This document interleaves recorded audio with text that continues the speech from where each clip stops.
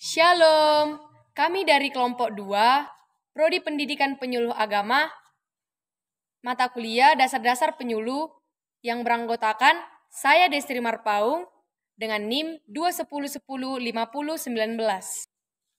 Saya Gesler Srevi dengan NIM 210105032. Saya Epipania Napitupulu dengan NIM 2101050001. Saya Painuandik dengan NIM 210105031. Saya Vivi Mekristi Purba dengan NIM 2101050006. Di sini kami akan menjelaskan tentang landasan-landasan pendidikan penyuluh agama Kristen berdasarkan landasan psikologis, pedagogis, teknologis, dan teologis. Yang pertama, kami akan juga menjelaskan pengertian penyuluh agama. Penyuluh agama Kristen adalah pembimbing umat Kristen dalam rangka pembinaan mental, moral, dan ketakwaan terhadap Tuhan Yang Maha Esa. Landasan psikologis, pedagogis, teknologis, dan teologis merupakan landasan yang dapat memberikan pemahaman bagi penyuluh agama Kristen dalam menjalankan tugasnya.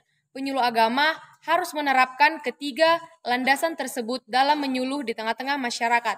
A. Landasan psikologis. Landasan psikologis merupakan landasan yang dapat memberikan pemahaman bagi penyuluh tentang perilaku individu yang menjadi sasaran layanan atau klien untuk kepentingan bimbingan dan penyuluhan. Beberapa kajian psikologi yang perlu dikuasai oleh penyuluh adalah tentang yang pertama, motif dan motivasi. Yang kedua, pembawaan dan lingkungan. Yang ketiga, perkembangan individu. Yang keempat, belajar. Yang kelima, kepribadian. B. Landasan pedagogis. Landasan pedagogis dalam layanan bimbingan dan penyuluh tinjauan dari 3 segi, yaitu 1.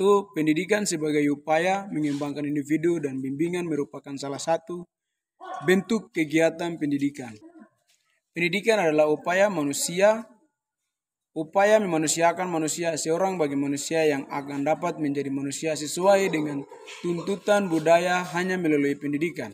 Tanpa pendidikan, bagi manusia yang telah lahir itu tidak akan mampu mengembangkan keindividualannya dan keberagamannya. 2. Pendidikan sebagai inti proses bimbingan dan penyuluhan. Indikator utama yang menandai adanya pendidikan ialah peserta didik yang terlibat di dalamnya, menjalani proses pembelajaran dan kegiatan bimbingan konseling bersifat normatif. 3. Pendidikan lebih lanjut sebagai inti tujuan layanan bimbingan dan penyuluhan. Bimbingan dan konseling mempunyai tujuan khusus jangka pendek dan tujuan umum jangka panjang. Tujuan bimbingan dan konseling sampai memperkuat tujuan pendidikan juga menunjukkan proses pendidikan pada umumnya. Selanjutnya C. Landasan teknologis. Teknologis pada hakikatnya adalah penerapan ilmu pengetahuan. Teknologis memegang peranan penting dalam kehidupan budaya manusia. Salah satu indikator kemajuan peradaban manusia dapat diukur dari kemajuan ilmu pengetahuan dan teknologi yang banyak digunakan dalam berbagai bidang kehidupan. Tujuannya adalah untuk menciptakan suatu kondisi yang efektif, efisien, dan sinergis terhadap pola perilaku manusia. Perkembangan dalam bidang ilmu pengetahuan dan teknologi, terutama dalam bidang transportasi dan komunikasi, telah mampu berubah tatanan baru dalam kehidupan manusia. Oleh karena itu, kurikulum seharusnya arahnya tidak hanya bersifat untuk sekarang, tetapi untuk masa depan dan mengantisipasikan lanjut perkembangan ilmu pengetahuan dan teknologi, sehingga peserta didik dapat mengimbangi dan sekaligus mengembangkan ilmu pengetahuan dan teknologi untuk kepentingan bersama, kepentingan sendiri, dan kelangsungan hidup manusia. Selanjutnya, landasan teologis. Landasan teologi pendidikan ini penting karena bukan saja Undang-Undang Pendidikan menyatakan bahwa yang menjadi tujuan pendidikan meningkatkan keimanan dan ketakwaan kepada Tuhan Yang Maha Esa serta akhlak mulia. Tujuan itu secara tegas mengatakan bahwa teologi mestinya menjadi landasan pendidikan Indonesia. Namun, satu hal yang perlu diwaspadai, bahwa yang patut mengerjakan teologi dalam hal ini bukan hanya agama-agama besar yang memiliki kitab-kitab suci, tetapi semua agama di Indonesia, termasuk agama-agama, suku, dan kebatinan. Karena istilah ketuhanan yang Maha Esa tidak boleh ditafsirkan secara teologis.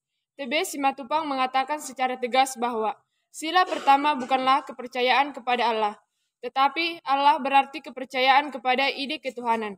Oleh karena kata yang dipakai di sini bukanlah Allah, tetapi istilah yang lebih netral, ketuhanan. Kepada istilah tersebut ditambahkan pula keesaan dan kemahaan. Demikianlah sila yang pertama tidak berbicara tentang Allah, tetapi tentang keallahan. Ia berbicara tentang keilahian. Ia berbicara tentang kepercayaan kepada sesuatu yang maha transenden, sesuatu yang Maha Esa. Mungkin ini terdengar sebagai suatu konsep yang amat samar-samar, tetapi ia berhasil merangkul semuanya. Jadi, istilah teologi dan mengerjakan teologi untuk Indonesia tidak hanya bisa dikerjakan oleh mereka yang memiliki kitab suci, tetapi juga agama-agama yang tidak memiliki kitab suci. Penyuluh agama Kristen adalah pembimbing umat Kristen dalam rangka pembinaan mental, moral, dan ketakwaan terhadap Tuhan Yang Maha Esa. Landasan psikologis, pedagogis, teknologis, dan teologis merupakan landasan yang dapat memberikan pemahaman bagi penyuluh agama Kristen dalam menjalankan tugasnya. Penyuluh agama harus menerapkan ketiga landasan tersebut dalam menyuluh di tengah-tengah masyarakat.